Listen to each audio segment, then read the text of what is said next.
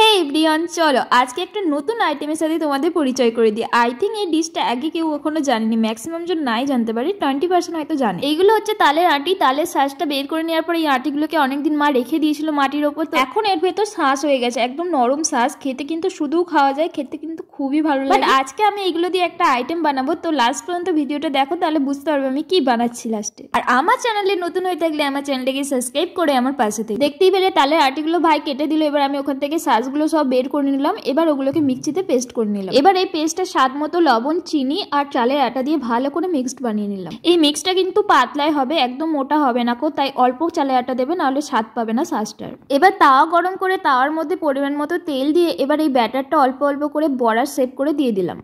তোমরা দেখেই বুঝতে পারছো এই ব্যাটারটা কত পাতলা হয়েছে, কিন্তু এটা তাওয়াতে গরম তেলে দেওয়ার সাথে সাথে এটা হার্ড হয়ে যাবে, তাই ব্যাটারটা পাতলা হলেও কোনো অসুবিধা নেই। এক সাইডটা ফ্রাই হয়ে গেছে, এবার উল্টে নিলাম। এবার অপর সাইডটা এরকম লাল লাল করে ফ্রাই করে নেব।